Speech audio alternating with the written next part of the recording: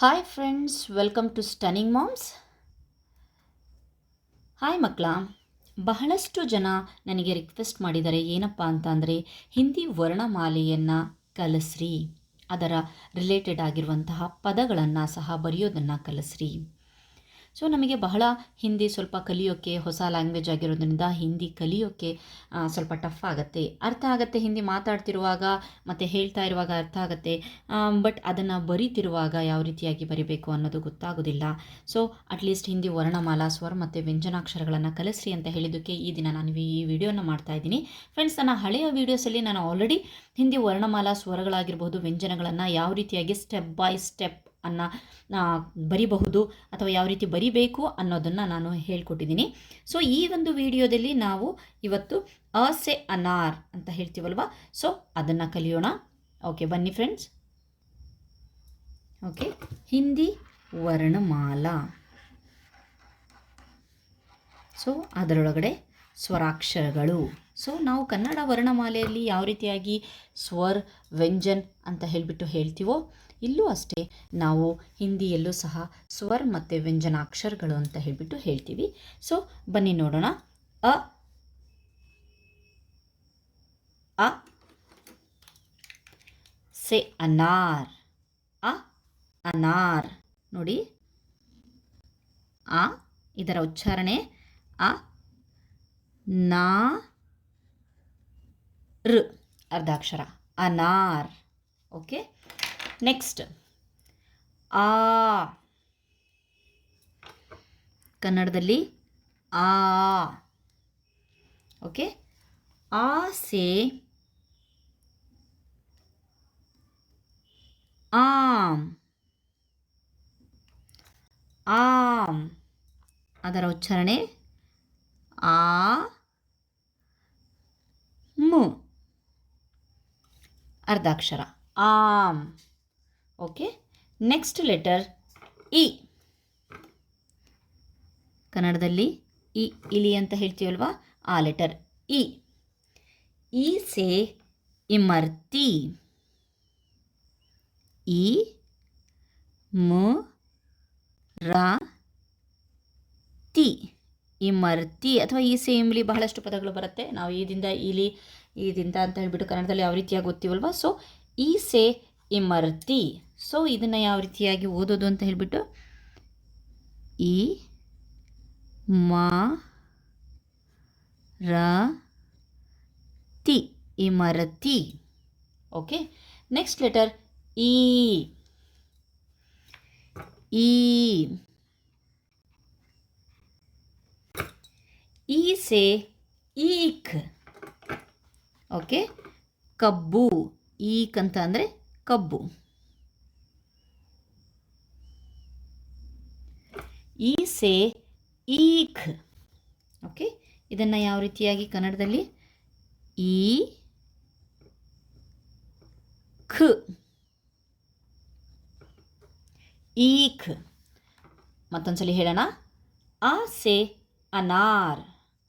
ಆ ಸೆ ಆಮ್. ಈ ಸೆ ಇಮರತಿ. ಈ ಸೆ ಈಕ್. ಈಕ್. Okay, next letter. Okay, next letter ಉ. ಉ. ಉ. ಉ ಸೆ ಉಲ್ಲು.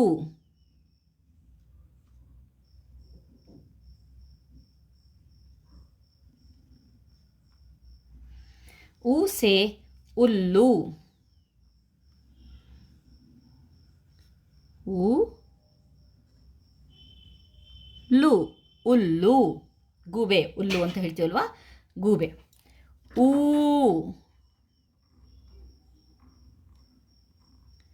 ಊ. ಊ ಸೆ ಊನ್.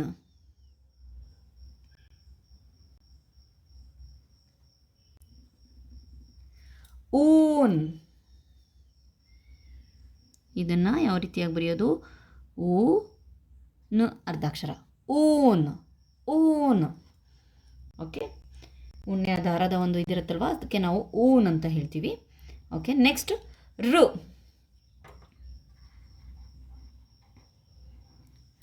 ರು ರು ಋಷಿ ಅಂತ ಹೇಳಿಬಿಟ್ಟು ನಾವು ಕನ್ನಡದಲ್ಲೂ ಹೇಳ್ತೀವಲ್ವಾ, ಇಲ್ಲೂ ಸಹ ರು ಋಷಿ.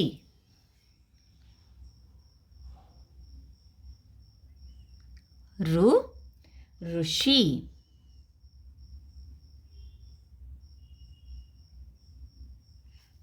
ಓಕೆ, ರು ಋಷಿ.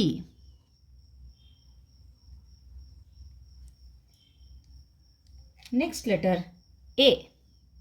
ಎ ಕನ್ನಡದಲ್ಲಿ ನಾವು ಎ ಎ ಎಲೆ ಅಂತ ಹೇಳ್ತೀವಿ.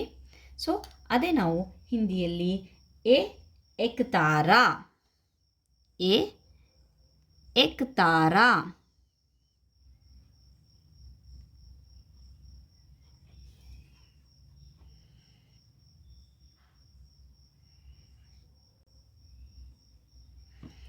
ಏಕ್ ತಾರಾ. ಯಾವ ರೀತಿಯಾಗಿ ಇದನ್ನು ಓದೋದು ಅಂತ ಹೇಳಿಬಿಟ್ಟು ನೋಡಿ. ಎ ಏಕ್ ತಾರಾ, ಏಕ್ ತಾರಾ. Okay, next.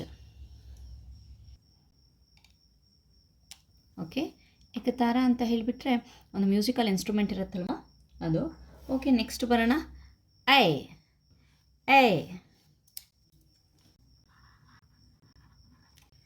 ಐ ಐನಕ್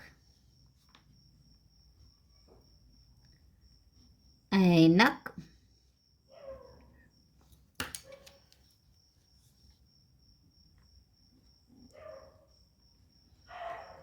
ಐನಕ್. ಓಕೆ, ನೆಕ್ಸ್ಟ್ ಲೆಟರ್ ಓ. ಓ ಓ ಓಖ್ಲಿ.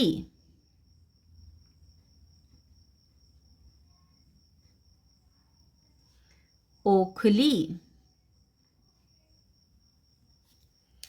ಬರೆಯೋದು ಓ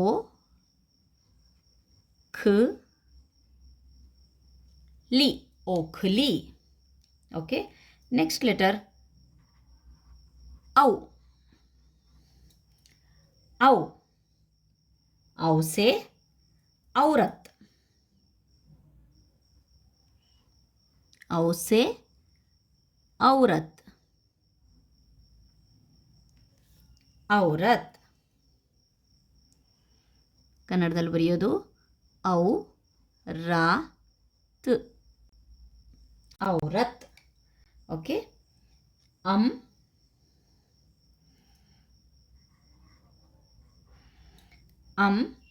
अंगूर.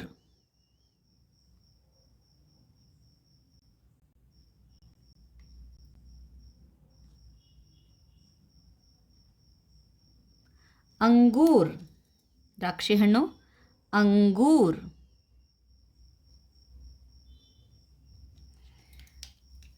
ಲಾಸ್ಟ್ ಲೆಟರ್ ಆಹಾ.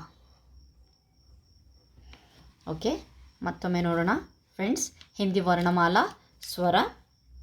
स्वर आ से अनार, आ से आम, ई से इमरती, ई से ईख, ऊ से उल्लू, ऊ से ऊन, र से ऋषि, ए से एक तारा, आई से ऐनक, ओ से ओखली, औ से औरत, अंगूर, ಆಹಾ. ಫ್ರೆಂಡ್ಸ್, ಇನ್ನೊಂದು ಮಾತು ಹೇಳ್ತೀನಿ. ಕನ್ನಡದಲ್ಲಿ ನಾವು ಎ ಆದಮೇಲೆ ಎ ಅನ್ನೋ ಲೆಟ್ರನ್ನು ಯೂಸ್ ಮಾಡ್ತೀವಲ್ವಾ, ಎ ಏತ ಅಂತ ಹೇಳಿಬಿಟ್ಟು. ಬಟ್ ಹಿಂದಿಯಲ್ಲಿ ಎ ಅನ್ನೋ ಅಕ್ಷರ ಮತ್ತು ಓ ಆದಮೇಲೆ ಓ ಅಂತ ಹೇಳ್ತೀವಲ್ವಾ, ಅದು ಇರೋದಿಲ್ವಾ, ಅದು ಇರೋದಿಲ್ಲ.